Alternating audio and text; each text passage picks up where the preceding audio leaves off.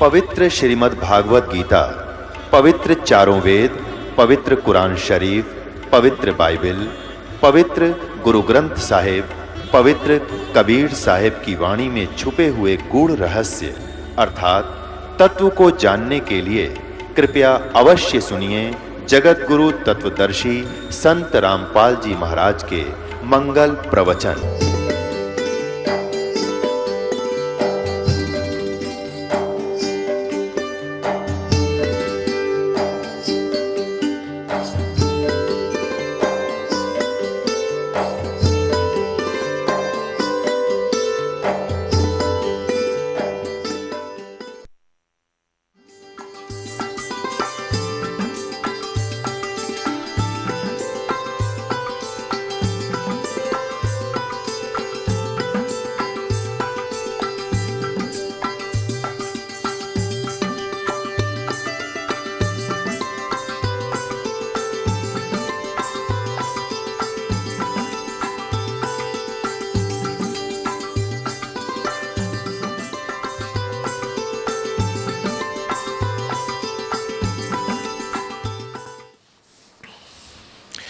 केसो कह कबीर से पूछे बाता बीने, गरीब दास क्यों उतरे ऐसे मुल्क मलीने।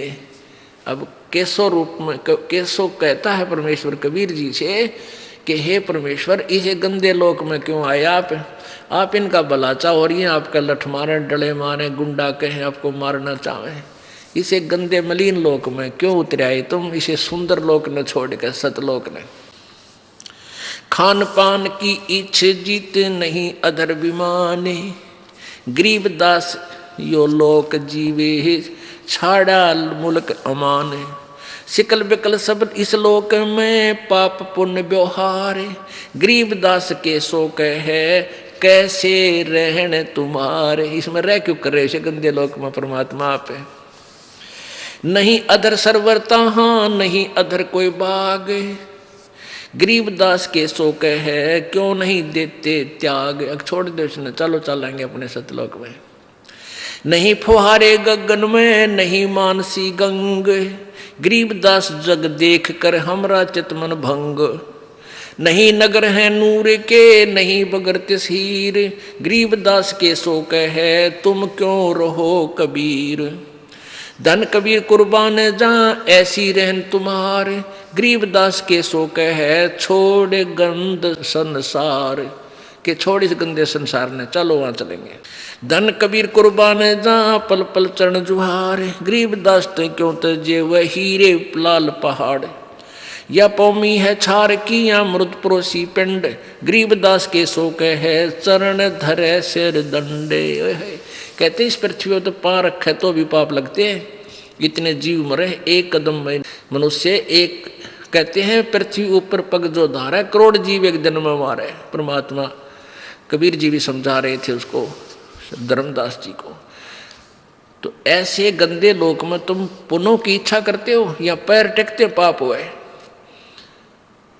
क्योंकि काल आपको पाप और पुण्य में बांध के यहाँ रखता है। और कबीर जी के पास वो मंत्र है सार नाम, जो दास आपको देगा वो आपके पापों का नाश कर देगा, फूक देगा, उनको नष्ट कर देगा, तब हम स्वच्छ होकर चलेंगे। धन कबीर कुर्बान जा पल पल चरण जुहार, ये पौमी है छार की मृद परोसी पिंड, गरीब दास के शोक है या चरण धरे सिर दंड। सुन कबीर इस धरनी पर तुम ना धरियो पाव, गरीब दास बॉडी बहुत यहाँ रहत सतभाव। अब क्या बता रहे हैं, यानी केसों के माध्यम से प्रश्न कर रहे हैं और वहाँ की व्यवस्था बता रहे हैं। इसे गंदे लोक में आप क्यों रह रहे हो, आपका तो वहाँ सतलोक है, वहाँ इसे ठाठ हैं, दूधों की नदी चलती हैं, सुंदर अमृत आहार वहाँ पर है, आपकी तागे यहाँ पर, चलो अपने उस लोक में। यानी वहाँ उपस्थित जनों को समझा रहे हैं कि ये छोटा आदमी नहीं है जिसको तुम एक जुल्हा मान रहे हो। और पुण्यात्मा उस समय और जो व्यक्ति इतना धन लेकर आया है केशव, और वो उसको सराह रहा है, तो आम व्यक्ति प्रभावित होता है कि भाई सचमुच कोई न कोई शक्ति इसमें है। तो उस गोष्ठी का आधार ये था परमात्मा का कि ये मेरी प्यारी आत्मा मुझे ऐसे ही पहचान ले और मेरे से उपदेश ले लें और इनको मैं ऐसा मंत्र दे दूं, इनके पुण्य बढ़ जाएं। और ऐसा ही हुआ। अब उन्होंने सोचा था तो इनको भगा दूं कबीर जी को। वहाँ लाखों व्यक्तियों ने परमात्मा से उपदेश लिया करबद्ध होकर उस भंडारे के बाद। बनारस में, काशी में तो लाइन लगेगी लोगों की, रोज नाम लेने वाले की। और परमात्मा लाखों की संख्या में प्रभावित होकर कबीर जी से उपदेश लिया। अब कबीर परमेश्वर बोले, मैं किस लिए आया हूँ, सुन ले भाई मेरी बात। अब वो दोनों की वार्ता से उपस्थित जनों को वास्तविकता बताना चाहते थे परमात्मा।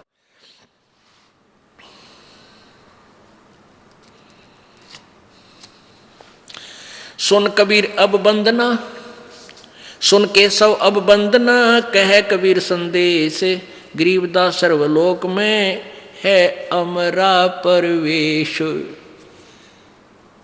अब परमात्मा कहते हैं, सुन ले केशव, पूरे विश्व, पूरे सभी ब्रह्मांडों में मेरा ही हुक्म चलता है। हम अमान अवगत पुरुष और चुंबक जो चमकारे, गरीबदास लोहा फिरे हमरे अधर अधार।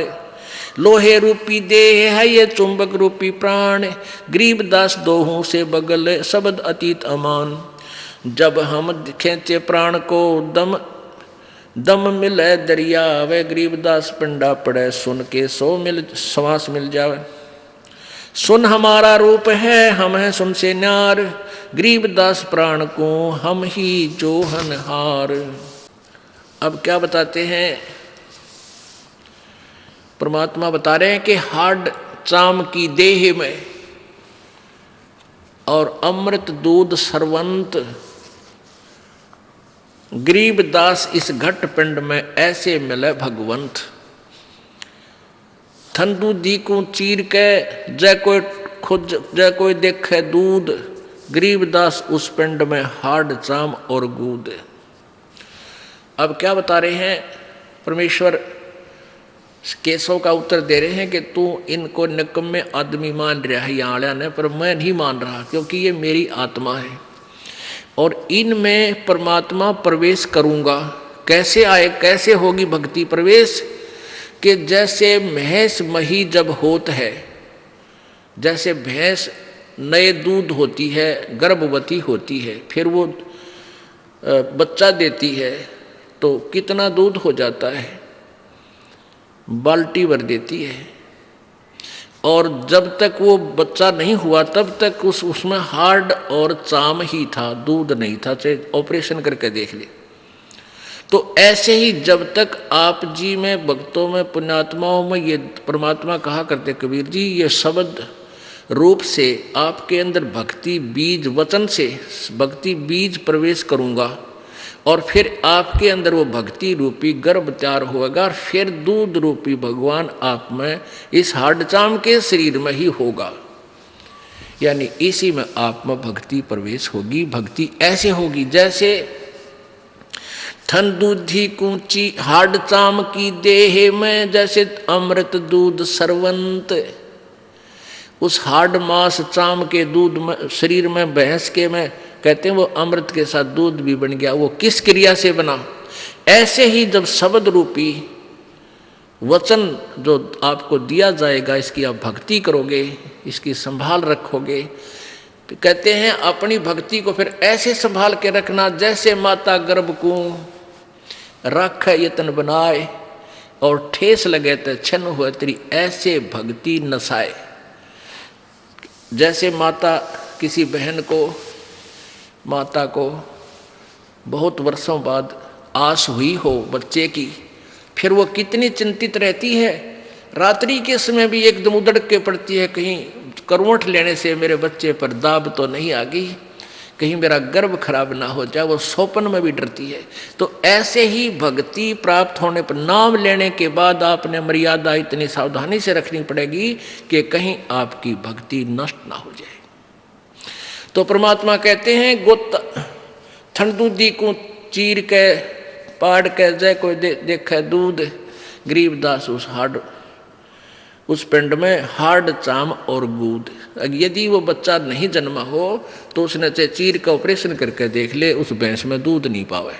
ऐसे ही भक्तिहीन प्राणी जब तक है तब तक ये हार्ड चाम का पुतला ही शरीर है, और जब इसको परमात्मा की दया से उपदेश सत्य भक्ति पूर्ण संत से प्राप्त हो जाती है, फिर इसी हार्ड चाम के पुतले में परमात्मा प्राप्त हो जाता है। अब क्या बताते हैं, स्वर्ग मृत्यु पाताल में हम बैठे कई बार, गरीबदास घर घर सजा और मार मार के मारे। परमात्मा कहते हैं गोता मारो स्वर्ग में जा बैठो पाताल, और गरीबदास जी कह रहे हैं, कबीर साहब केसों को बता रहे हैं, गरीबदास ढूंढता फिरूं अपने हीरे मोती लाल, मैं अपनी प्यारी आत्माओं को खोज रहा हूं। और परमात्मा क्या कह रहे हैं कि स्वर्ग मृत्यु पाताल में, ये मृत्यु लोक ऊपर स्वर्ग लोक नीचे पाताल लोक, इनमें कहते हम कई बार गए, और ये भोले आदमी मेरे पीछे पड़ देने को मार मार इसका मार नकम्मा है, ये मेरे बच्चे मेंटल बना दिए इन नकली काल के दूतों ने, संतों ने, महंतों, पंडितों और काजियों ने। हमारी जात अपूर्वी पूर्व रैन हमार, गरीबदास कैसे जुड़ा ये पश्चिम के कातार। हम पूर्व ठेठ के उतरे ओगट घाट, गरीबदास जीव दक्षिण के यो नहीं मिलती साट। हम पूर्व के पूर्वी उत्तर देश उतरंत, गरीबदास जीव दक्षिण के यो नहीं संग चलंत। अब क्या बताते हैं कि जैसे दक्षिण भारत के जो व्यक्ति हैं और उत्तर भारत वालों से उनकी ना तो कोई कल्चर मिलता ना उनकी बोली मिलती, तो परमात्मा कहते हैं कि हम हैं पूर्व के पूर्वी, हम तो सतलोक के रहने वाले हैं, और उत्तर देश उतरंत हम इस भारतवर्ष में आते हैं, और गरीबदास जीव दक्षिण के यो नहीं संग चलंत। यानी ये मेरी भाषा न समझते को ना, जो मैं कहना चाहता हूँ ये समझ नहीं पा रहे, इसलिए मेरा पीछे पड़ रहे, मारो मारो, ये तो झूठ बोला है, झूठ बोला है। जिन हमारी सीख लई काटे काटे जम जंजीर, गरीबदास के सौ सुने हैं ऐसे कहे कबीर। के कबीर जी कहते हैं जिन्होंने मेरी शिक्षा ले ली उनके जम के जंजीर बंधन काट दिए, और गरीबदास के सौ सुने ऐसा कहे कबीर। फिर बाजी वेदना रची वैनी जीव अवंत, गरीबदास सतलोक में वो अमर पटा पावंत।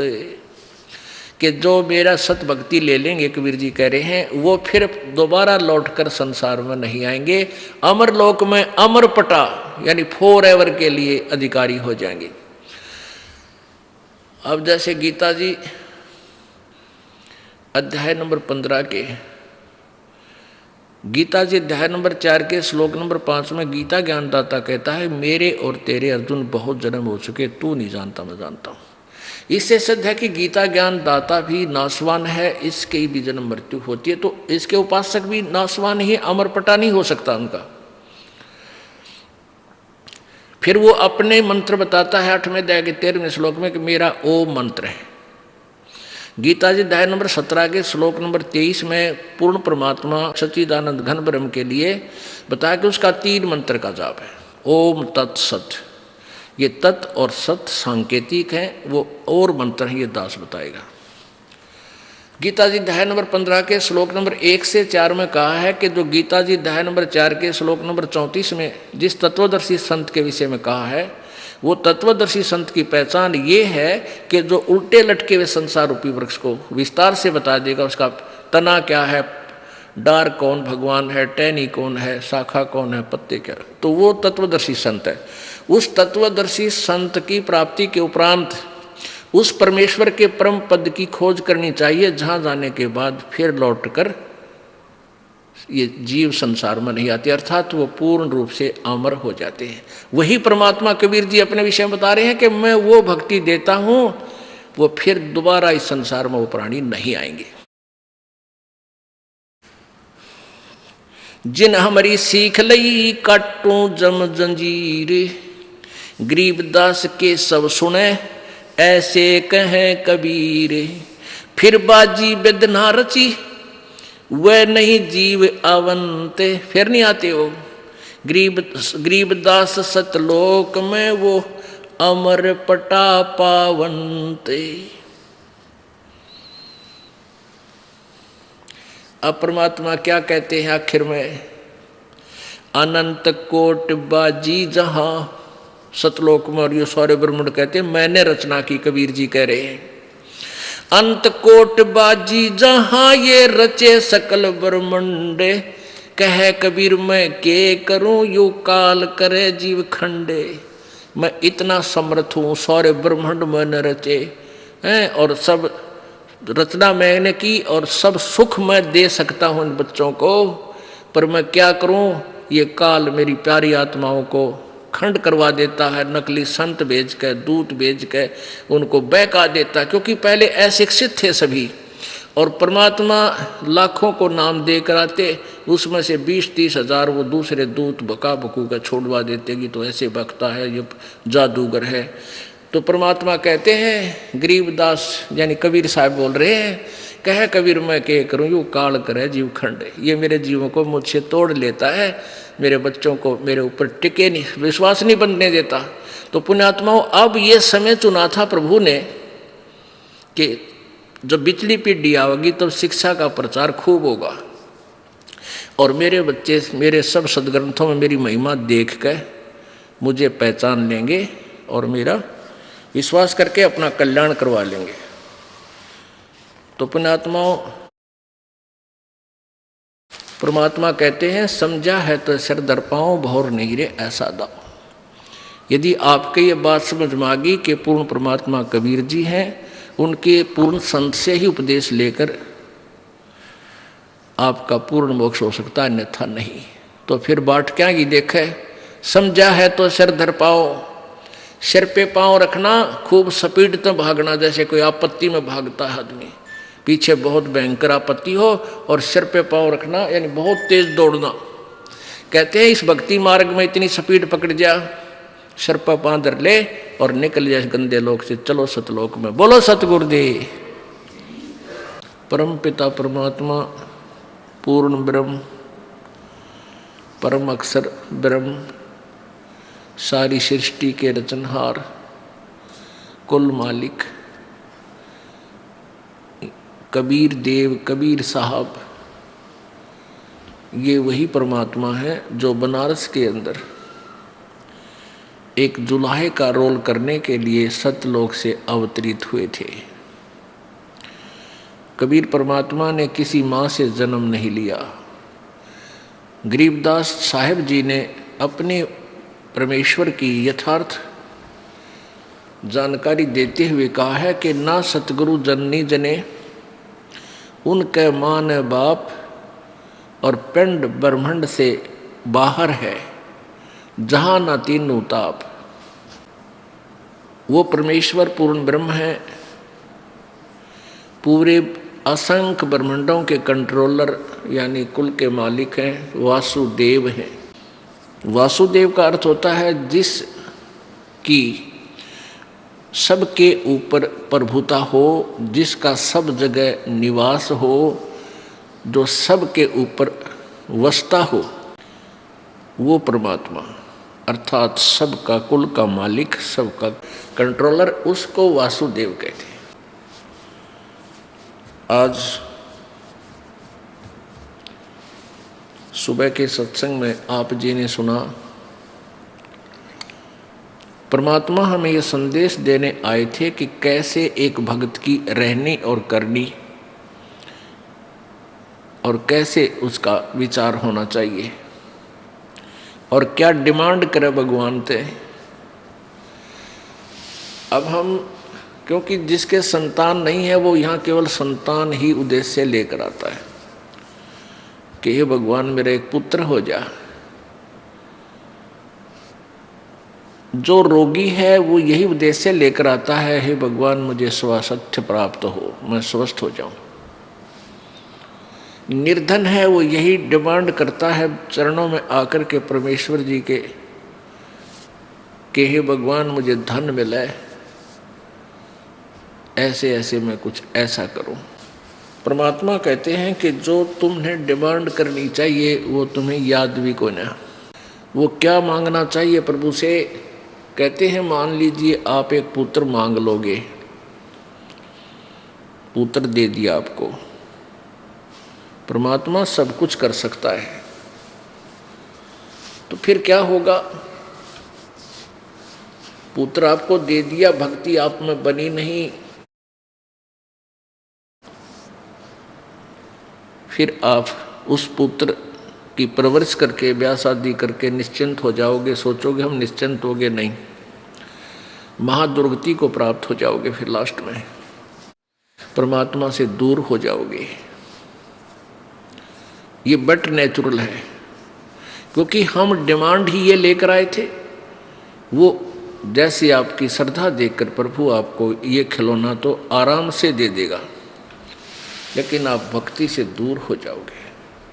इसके लिए क्या बताया है कि राज्य क्रमता राम की रजा धरे जो शीश, दास गरीब दरस परस्तिस बैठे जगदीश।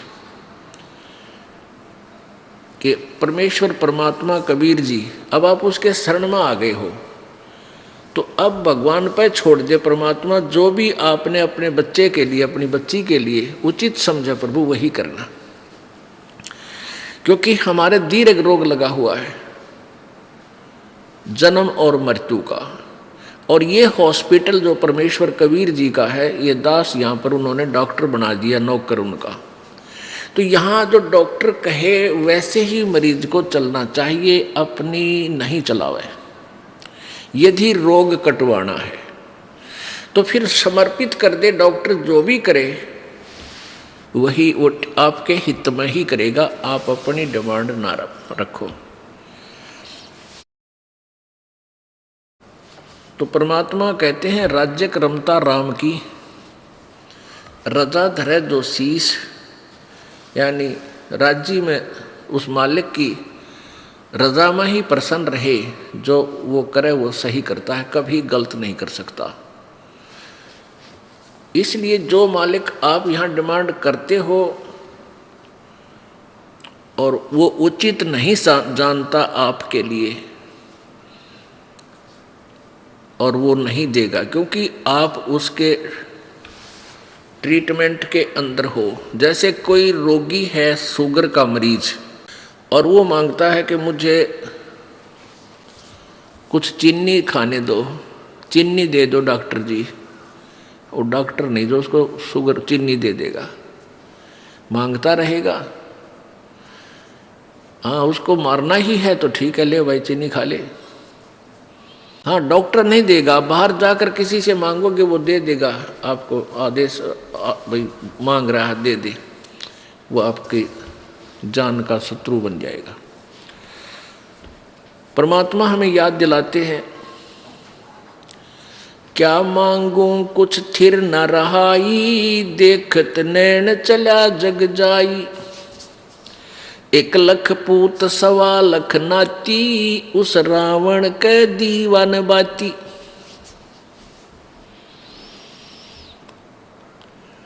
अब क्या बताते हैं परमात्मा? याद दिलाते हैं कि कुछ विचार कर लेना कि क्या मांगो, कोई भी चीज स्थिर नहीं है, स्थायी नहीं। 1 लख पूत 1.25 लाख नाती,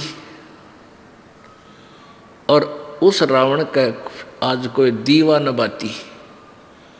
1 लाख पुत्र थे रावण के, 1.25 लाख उसके एक से एक यानी अच्छे नाती थे, रिश्तेदार रिलेटिव थे।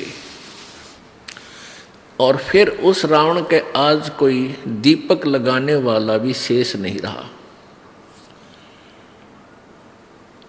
क्या मांगो कुछ थिर न रहाई, देखत नैन चला जग जाई। आपके देखते देखते संसार जा रहा है। परमात्मा कहते हैं साथी हमारे चले गए। कबीर परमेश्वर जी हमें समझाने के लिए आप ही एक दास, आप ही एक संत, आप ही एक भगवान और आप ही तत्वदर्शी संत बनकर लीला करके चले गए। वो हमारे लिए एग्जाम्पल देंगे कि बच्चों, यदि तुमने सफल होना है, मेरे पद चिन्हों पर चलना, मेरे पंथी बन जाना, कबीर पंथी। कबीर पंथी का क्या अर्थ है? जैसे भी कबीर जी ने जो क्रियाएं की और जो भी आदेश हमें दिया, मर्यादाएं बताई, हम उसी पर चलें, उससे दूर ना हो। यानी फिर हम उस मार्ग के राही हैं, हम उसी मार्ग के यात्री हैं और हम कबीर जी के बताए मार्ग पर नहीं चल रहे हैं, साधनाएं दूसरी कर रहे हैं और कह रहे हैं हम कबीर पंथी हैं, तो हम कबीर पंथी नहीं हैं। वो कहता रहे, जैसे हमने यहाँ से दिल्ली जाना है और दिल्ली का रास्ता बता रखा है कि यहाँ से ऐसे आप हाँसी जाइए, हाँसी से फिर रोहतक, रोहतक से दिल्ली, ये स्टेशन हैं। तो हम सभी यदि ऐसे ही जा रहे हैं तो हम दिल्ली पंथी हैं, क्योंकि हम दिल्ली की तरफ यात्रा कर रहे हैं। और यदि हम सिरसा की साइड में या लुधियाना साइड में जा रहे हैं और फिर भी कह रहे हैं कि हम दिल्ली पंथी हैं, दिल्ली जा रहे हैं, हम कह अवश्य रहे हैं, लेकिन हम दिल्ली वाले रास्ते से नहीं जा रहे, हम विपरीत दिशा में जा रहे हैं। ठीक इसी प्रकार जो साधक कबीर पंथी कहलाते हैं और कबीर जी द्वारा बताए गए उन मंत्रों का जाप उनको प्राप्त नहीं है, वो ज्ञान उनके पास नहीं है, तो वो दिल्ली पंथी नहीं है, वो तो वापस जा रहे हैं अपने घर के विपरीत जा रहे हैं। ऐसे ही वो सतलोक जाने वाले नहीं हैं, कबीर जी के अनुयायी नहीं। अब उनको कबीर जी का अनुयायी बन जाना चाहिए। ठीक है, भूल में रिश्ता किसी ने गलत मार्गदर्शन कर दिया, दूसरी दिशा में जा रहे हैं और वहाँ आपको पता लग जाता है कि हम तो गलत चल पड़े, तो वहीं से मुड़ जाना चाहिए। समझदारी सी में है। और फिर हम वापस फिर चलेंगे तो हम फिर कबीर पंथी ही होंगे। वहाँ से चल पड़ेंगे तो भी हम वापस आ रहे हैं, तो अपने घर को चल दिए, फिर हम किसी ना किसी दिन पहुँच ही जाएंगे।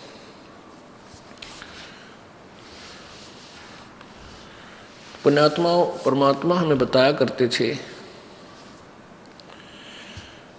याद दिलाते हैं कि तुम यहाँ किस वस्तु को अपना मानकर और जीवन जी रहे हो। काया तेरी है नहीं, ये माया कहाँ से हो। चरण कमल में ध्यान रखो, इन दोनों को खो। साथी हमारे चले गए और हम भी चालन हारे। कोई कागज में बाकी रह रही, ताते लगी है वार। बेटा जाया खुशी हुई, भाई खूब बजाए थाले। ये तो आना जाना लगा हुआ है, जो कीड़ी का नाल।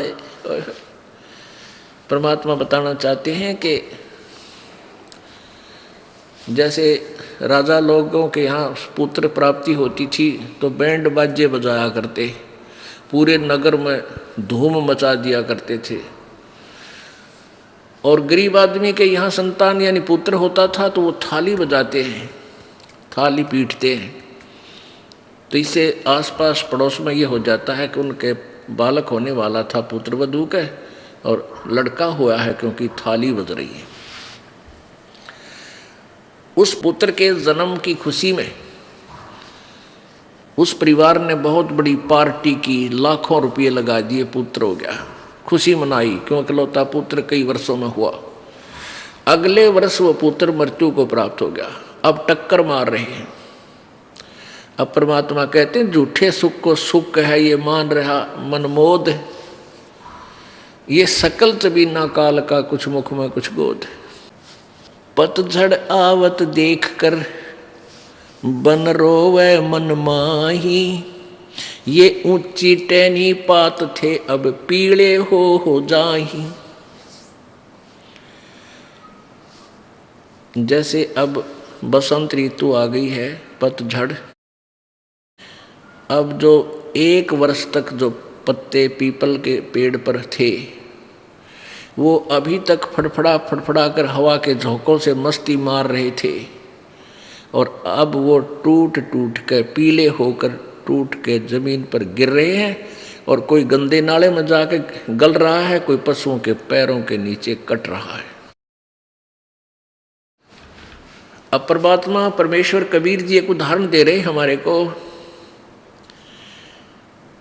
कि जैसे हम बूढ़े हो गए, सफ़ेद बाल आ गए, दांत जड़, काम छोड़ गए, आँख भी लग गई धोखा देने। अब हमारे को संकेत हो गया, बिगुल बज गया कि तैयार हो ले भी यहाँ से चलन का। अब बूढ़ों की टिकट कट जाएगी, छोटे छोटे पोते बेटे पोते हो जाएंगे, और 10, 20, 50 वर्ष में उनकी फिर यही गति हो जाएगी। तो क्या बताते हैं परमात्मा, तुम कित फंस गए आके, कबीर जी कह रहे हैं सतलोक में कभी मृत्यु नहीं, कभी बुढ़ापा नहीं।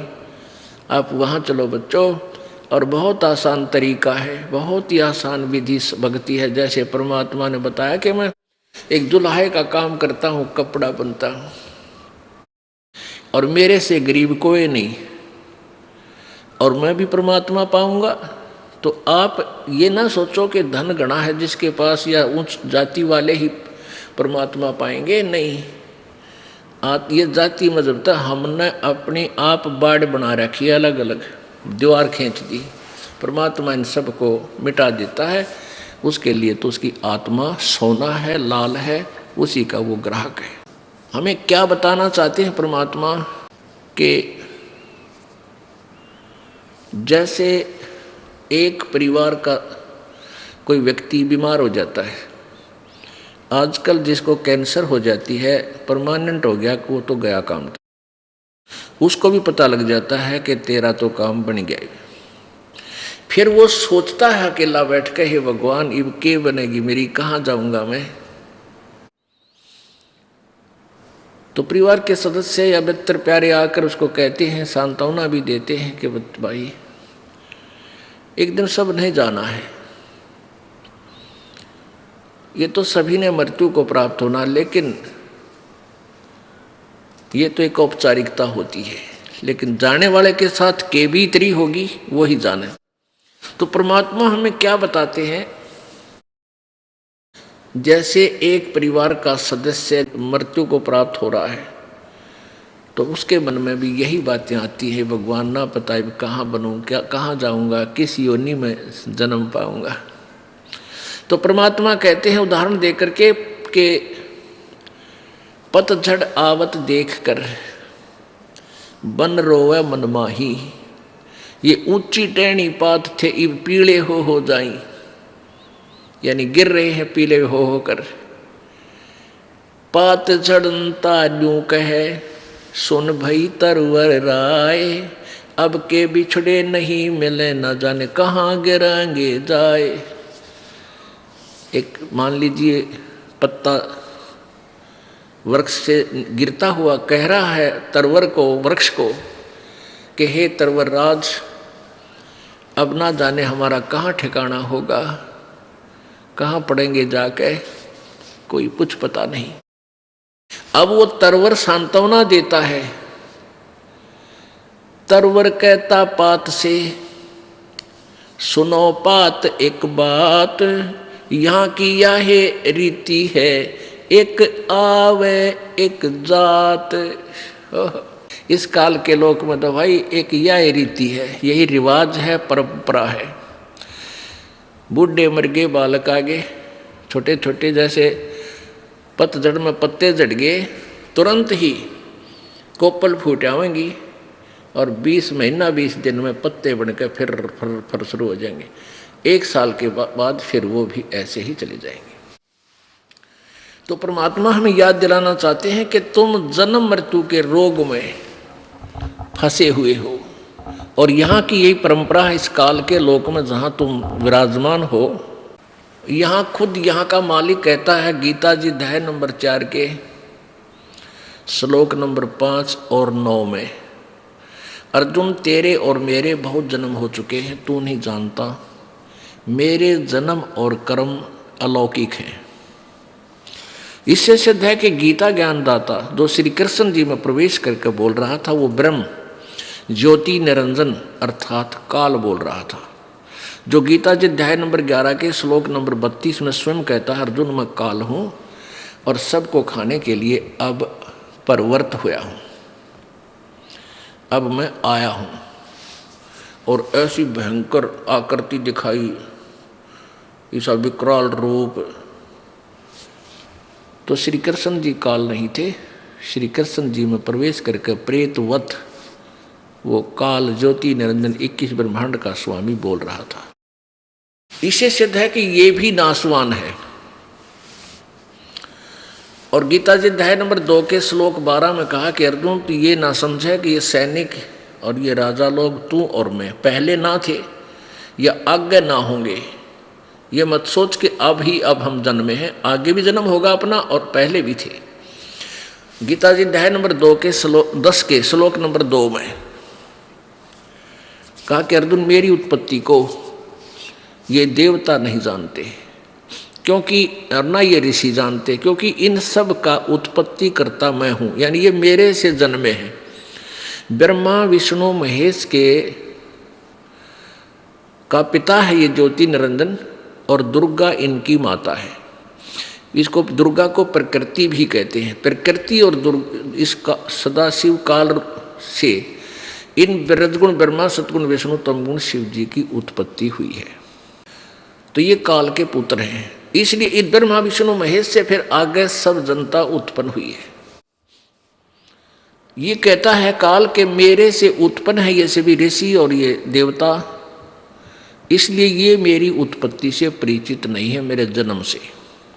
जैसे पिता की उत्पत्ति को संतान नहीं जान सकती, दादाजी बता सकता है, ऐसे ही पूर्ण परमेश्वर कबीर जी यहाँ आए, उन्होंने इस काल की का भी जन्म बताया कैसे हुआ, प्रकृति दुर्गा का भी जन्म बताया कैसे हुआ,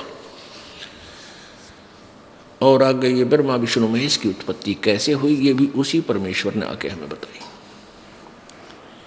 गीता जी अध्याय नंबर 2 के श्लोक नंबर 17 में कहा कि अर्जुन अविनाशी तो उस परमात्मा को जान जिसको मारने में कोई भी समर्थ नहीं है और जो सभी ब्रह्मांडों का रचयिता है। गीता जी अध्याय नंबर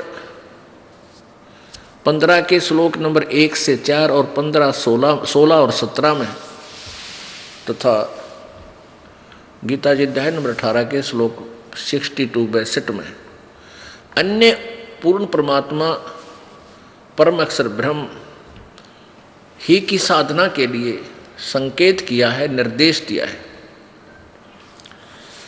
वो परमात्मा पूर्ण है। तो यहाँ सभी जन्म मृत्यु के अंदर है।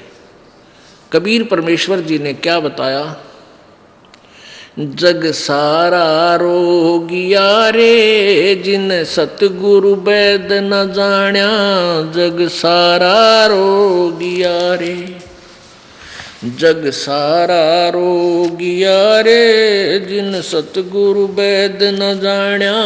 जग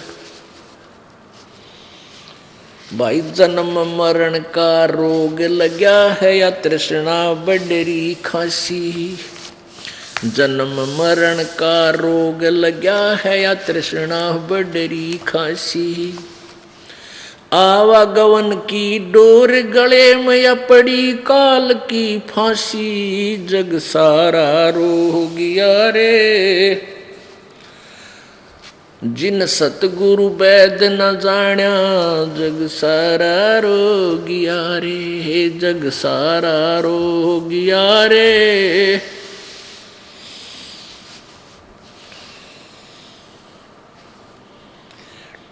भाई सच्चा सतगुरु कोई न पूजै, इन झूठों जगपतियासी। सच्चा सतगुरु कोई न पूजै, इन झूठों जगपतियासी।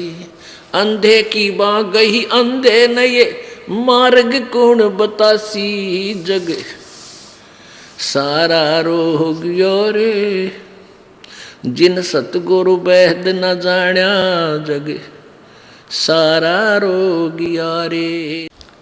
भाई देखा देखी गुरु शिष्य बन गए, किया न तत्व विचारा। देखा देखी गुरु शिष्य बन गए, किया ना तत्व विचारा। गुरु शेष दोनों आके सिर पे यूं काल ठोके पंजारा। जग सारा रोगिया रे जिन सतगुरु वैद न जाण्या। जग सारा रोगिया रे जग सारा रोगिया रे जिन सतगुरु वैद न जाण्या। जग सारा रोगिया रे। भाई सार शब्द सर जीवन बूटी घिस घिस अंग लगावे। सार शब्द सर जीवन बूटी घिस घिस अंग लगावे। कह कबीर तुम सतकर मानो ये जन्म मरण मिट जावे। जग सारा रोगिया रे जिन सतगुरु वैद न जाण्या। जग सारा रोगिया रे जग सारा रोगिया रे जिन सतगुरु वैद न जाण्या। जग भाई सार शब्द सर जीवन बूटी घिस घिस अंग लगावे। सार शब्द सर जीवन बूटी घिस घिस अंग लगावे। कह कबीर तुम सतकर मानो ये जन्म मरण मिट जावे। जग सारा रोगिया रे जिन सतगुरु वैद न जाण्या। जग सारा रोगिया रे। पुण्यात्माओं, परमात्मा यही बता रहे हैं कि झूठे सुख को सुख कह तू मान रहा मनमोद। ये सकल चबीना काल का कुछ मुख में कुछ गोद। अब परमात्मा हमें क्या संकेत करते हैं?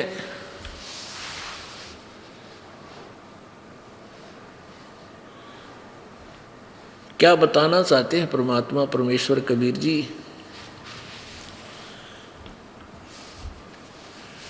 के जन्म मृत्यु का रोग लगा है, जन्म मरण का रोग लगा या तृष्णा बढ़ी खांसी। ये जन्म मरण का रोग किस किस को है? आपका और हमारा, इस दास का विशेषकर। हिंदू धर्म में जन्म होने के नाते जैसा भी इन अज्ञानी हमारे हिंदू धर्म के गुरुओं ने हमें ज्ञान बताया था, दंत कथा लोक वेद सुनाया था, उसके आधार से हम ब्रह्मा विष्णु महेश जी से ऊपर कोई पावर नहीं मानते थे, कोई शक्ति नहीं मानते थे, कोई भगवान नहीं मानते थे। ज्ञान नहीं था हमारे को। और इन्हीं को अजरो अमर सर्वेश्वर महेश्वर, सब ब्रह्मांडों के रचनेहारे, यही सतीति, यही उत्पत्ति स्थिति और संहार करने वाले, ये कुल के मालिक हैं।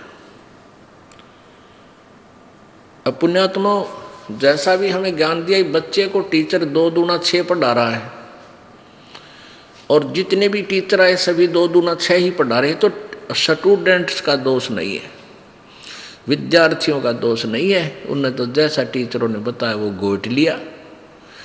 अब 2 दूना 6 कहने वाला तो पास हो नहीं सकता, फेल होगा, अनुत्तीर्ण होगा। तो ये गलती उन अज्ञानी टीचरों की थी जिन्होंने उस बच्चे को ठीक से नहीं पढ़ाया। तो हमारे को जो ज्ञान दिया गया वो शास्त्र के विरुद्ध दिया। जो टीचर सिलेबस से विरुद्ध विपरीत ज्ञान बताता है वो शत्रु है विद्यार्थियों का।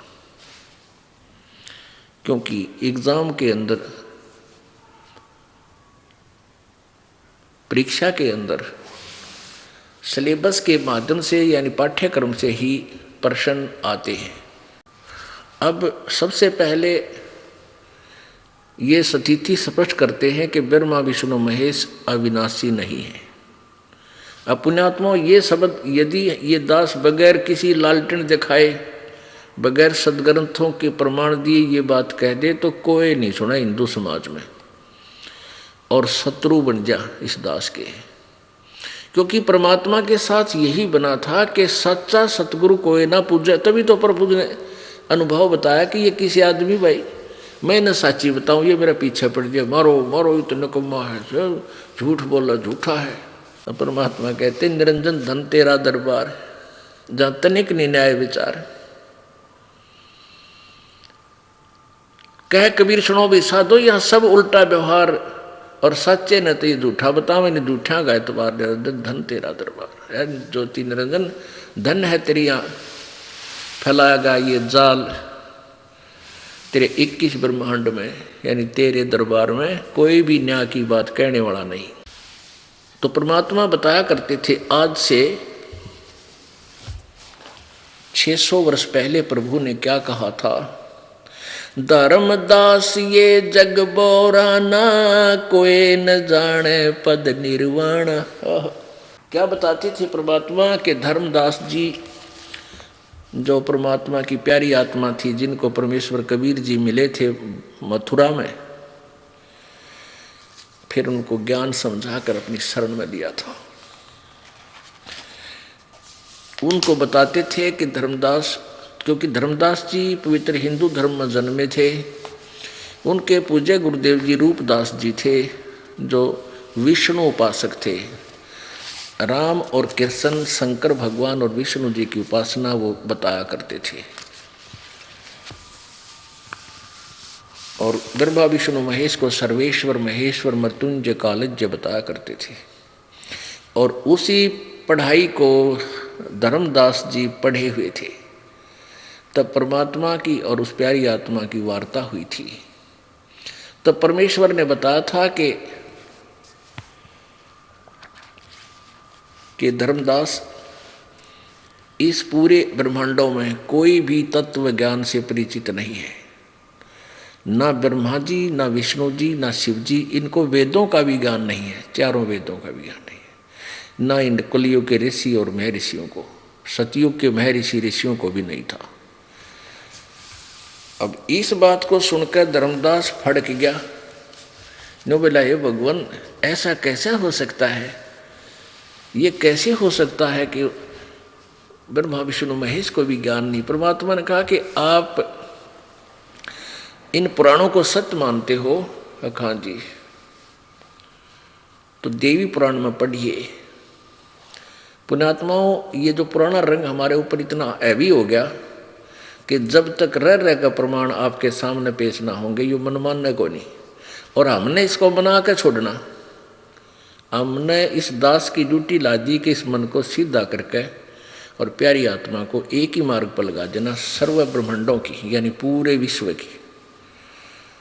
क्योंकि ज्ञान ऐसा है कि ये बड़ छोड़े को नहीं, इसमें कोई बंक रहेगा ही नहीं। और बंक नहीं रहेगा तो माल बढ़िया बिकेगा। यानी जैसे एक कुम्हार घड़ा बनाता है, वो कच्चा घड़ा मिट्टी का गारा से बना रहा होता है और नीचे एक थप्पड़ सा देकर नीचे हाथ पर कपड़ा बांध देगा ऊपर, और उसके नीचे देता अंदर, और ऊपर एक ऐसे पट पट मारता है, और उसके सारे जो बंग है, उसमें बल है, वो खोट है, उसको निकाल रहा है। यदि वो उस खोट को ना निकाला रखी तो जरा सा भी बंग रह गया, उसमें निशान रह गया बंगा टेढ़ा, एक अन्य का नहीं बिका, वो कितना भैंसा के मुंह तोड़ने का काम आओगा, वहीं गिरना पड़ा ठाके। तो परमात्मा कहते हैं, गुरु कुम्हार शेष कुंभ है। शेष आप तो हो वो कच्चे घड़े, और दास कुम्हार है। और कहते अंदर हाथ सहारा देकर ऊपर मारे चोट। अरे सारे खोट निकल गए तो उसकी कीमत है मटके की, घड़े की, ना तो एक आने का नहीं। तो इसलिए परमात्मा अपने ज्ञान को, अपनी प्यारी आत्माओं को बिल्कुल ऐसा ज्ञान दे दिया कि इसमें कोई खोटे ना रहे। और ये शब्द की चोट, ये सत्संग की चोट आपके ऊपर लाके आपके अंदर का सारा बल निकाल देंगे, वो बंक। देखिएगा, श्रीमद् देवी भागवत अर्थात दुर्गा पुराण, देवी पुराण गीता प्रेस गोरखपुर से प्रकाशित है। ना संपादक है हनुमान प्रसाद पोदार, चमन लाल गोस्वामी। और ये कहाँ से प्रकाशित है? प्रकाशक एवं मुद्रक हैं गीता प्रेस गोरखपुर, गोविंद मोहन कार्यालय, कोलकाता का संस्थान। इस पुस्तक के, इस पवित्र पुराण के 28 पृष्ठ पे 28 पृष्ठ पे आपको दिखाते हैं कि ब्रह्मा, विष्णु और नारद और व्यास, जो writer of the Purana, Veda and Shrimad Bhagavad Gita, इनको कितना ज्ञान था, व्यास जी को कितना ज्ञान था। अब देखिएगा, ये है पहला स्कंद,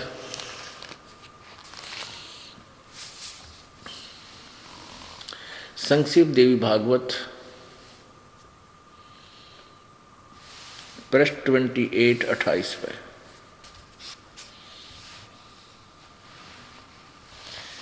यहां पर नारद जी ने कहा, ये व्यास जी और नारद जी की वार्ता हो रही है। नारद जी ने कहा, महाभाग व्यास जी, तुम इस विषय में जो पूछ रहे हो, यही प्रश्न मेरे पिताजी भगवान श्री हरि से, मेरे पिताजी ने यानी ब्रह्मा जी ने भगवान श्री हरि यानी विष्णु जी से किया था। देवा अधिदेव भगवान जगत के स्वामी हैं, लक्ष्मी जी उनकी सेवा में उपस्थित रहती हैं, दिव्य कौस्तुभमणि उनकी शोभा बढ़ाती है, वे शंख चक्र गदा लिए रहते हैं, पीताम्बर धारण करते हैं, 4 भुजाएं हैं, वक्ष स्थल पर श्री वत्स का चिन्ह चमकता रहता है। वे चराचर जगत के स्वामी हैं, जगत गुरु एवं देवताओं के भी देवता हैं। ऐसे जगत प्रभु भगवान श्री हरि महान तप कर रहे थे, उनकी समाधि लगी हुई थी। यह देखकर मेरे पिता ब्रह्मा जी को बड़ा आश्चर्य हुआ, अतः उन्होंने उनसे जानने की इच्छा प्रकट की। ब्रह्मा जी ने पूछा, प्रभु आप देवताओं के अध्यक्ष, जगत के स्वामी, भूत भविष्य एवं वर्तमान सभी जीवों के एकमात्र शासक हैं। भगवान, फिर आप क्यों तपस्या कर रहे हैं और किस देवता की यानी किस भगवान की आराधना में ध्यान मग्न हैं?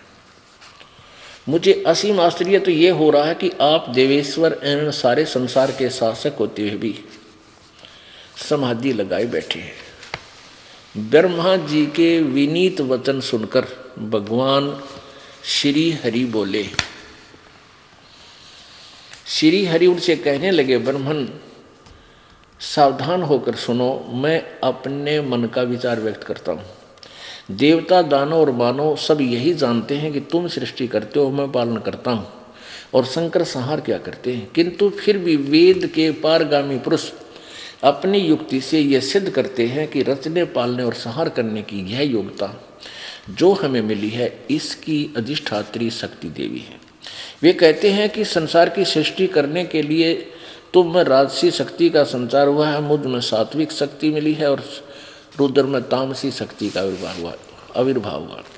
उस शक्ति के अभाव से तुम इस संसार की सृष्टि नहीं कर सकते, मैं पालन करने में सफल नहीं हो सकता, और रुद्र से संहार कार्य होना भी संभव नहीं। ब्रह्मा जी, हम सभी उस शक्ति के सहारे ही अपने कार्यों में सदा सफल होते आए हैं। सुवर्त, प्रत्यक्ष और परोक्ष दोनों ही उदाहरण में तुम्हारे सामने रखता हूँ। सुनो, यह निश्चित बात है कि उस शक्ति यानी दुर्गा के अधीन होकर ही मैं इस शेष नाग की सैया पर सोता और सृष्टि करने का अवसर आते ही मैं जाग जाता हूँ। मैं सदा तप करने में लगा रहता हूँ। उस शक्ति के शासन से कभी मुक्त नहीं हो रह सकता। कभी अवसर मिला तो लक्ष्मी के साथ सुखपूर्वक समय बिताने का सौभाग्य प्राप्त होता है। मैं कभी तो दानवों के साथ युद्ध करता हूँ। अखिल जगत को भय पहुँचाने वाले दैत्यों के विकराल शरीरों को शांत करना मेरा परम कर्तव्य हो जाता है। और यहाँ कमाल कर दिया, मुझे सब प्रकार से शक्ति, विष्णु जी कह रहे हैं, मुझे सब प्रकार से शक्ति के अधीन होकर रहना पड़ता है, इस दुर्गा के, और उन्हीं भगवती शक्ति का यानी दुर्गा का मैं निरंतर ध्यान किया करता हूँ। ब्रह्मा जी, मेरी जानकारी में इन भगवती शक्ति से बढ़कर दूसरे कोई देवता नहीं। अब पुण्यात्मा विचार करो, ये तो ज्ञान है ब्रह्मा जी, विष्णु जी और नारद जी और व्यास जी जो लेखक है इन सब सदग्रंथों का। अब पुण्यात्माओं, आपको ये भी शंका होगी कि अब व्यास जी ने ये लिख कैसे दिए जब इसको ज्ञान नहीं। जैसे श्री कृष्ण में प्रवेश करके काल ने गीता जी का ज्ञान बोला, ऐसे ही व्यास जी में प्रकट होकर 4 वेद लिख दिए, 18 पुराण लिख दी, और श्रीमद् भगवत गीता बोली कहीं गई थी, बाद में वजहों की तो लिखवा दी। और बाद में व्यास जी खुद नारद से पूछे है, बताओ लेखक। तो कहने का भाव ये है, ये खेल जो है परमात्मा कबीर जी ने आकर इसका बांडा फोड़ा काल का, ना इसने तो जुल्म कर रखा था, किसी को कुछ भी नहीं बता रखा था, कह भी नहीं बता रखा था। अब यहाँ विष्णु जी कह रहे हैं कि मैं दुर्गा से ऊपर कोई भगवान नहीं मानता, कोई देवता नहीं मानता। और दुर्गा क्या कह रही है, उसके बोल सुन लो। 562 पृष्ठ पर दुर्गा हिमालय को ज्ञान दे रही है। राजा हिमालय, जो हिमालय की तलहटी का राजा था, 7वां स्कंध, वही देवी पुराण 7वां स्कंध, श्री संक्षिप्त देवी भागवत 562 पृष्ठ। और यहाँ से देवी के द्वारा हिमालय को ज्ञानोपदेश ब्रह्म स्वरूप का वर्णन श्री देवी जी कहने लगी। हम यहाँ से पढ़ेंगे। उस ब्रह्म का क्या स्वरूप है यह बतलाया जाता है, जो प्रकाश रूप सबके अत्यंत समीप में स्थित हृदय रूप गुहा में स्थित होने के कारण गुहातर नाम से प्रसिद्ध और महान पद अर्थात परम प्राप्य है। वह समस्त प्रजा के ज्ञान से परे है, अर्थात जिस किसी की बुद्धि माने वाला नहीं है, यह तुम जानो। जो परम प्रकाश रूप है, जो सूक्ष्म से भी अत्यंत सूक्ष्म है, जिसमें संपूर्ण लोक उन लोकों में निवास करने वाले प्राणी स्थित हैं, वही यह अक्षर ब्रह्म है। वही सबके प्राण है, वही सबकी वाणी है, वही सबके मन है, और यह सब परम सत्य और अमृत तत्व है। अमृत अविनाशी तत्व है। सौम्य उस वेदने योग्य लक्ष्य का तुम वेदन करो, मन लगाकर उसमें तन्मय हो जाओ। सौम्य उपनिषद में कथित महान अस्त्र रूप धनुष लेकर उस पर उपासना द्वारा तीक्ष्ण किया हुआ बाण संधान करो, और फिर भावानुगत चित्त से के द्वारा उस बाण को खींचकर उस अक्षर रूप ब्रह्म को ही लक्ष्य बनाकर वेदन करो। परमण ओम धनुष है, जीवात्मा बाण है, और ब्रह्म को उसका लक्ष्य कहा जाता है। सिद्ध स्पष्ट कर दिया। ब्रह्म तो पूज्य है दुर्गा अनुसार, दुर्गा जी के वचन अनुसार, और ओम उसका मंत्र है, जीवात्मा उसका जाप करे। उस एकमात्र परमात्मा ही को जानो, यानी ब्रह्म को। दूसरी बातें छोड़ दें, सब बातों को छोड़ दे, यानी किसी की पूजा नहीं करे, मेरी भी नहीं करे, और देवताओं की भी नहीं करे, ब्रह्मा विष्णु महेश की भी नहीं करे। संसार समुद्र से पार होकर अमृत स्वरूप परमात्मा को प्राप्त करने का यही सुलभ साधन है। जिस प्रकार इस आत्मा का ओम के जप के साथ ध्यान करो, इससे अज्ञान में अंधकार से सर्वथा परे और संसार समुद्र से उस पार जो ब्रह्म है उसको पा जाओगे, तुम्हारा कल्याण हो। और वो कहाँ रहता है, स्थान भी बता दिया उसका।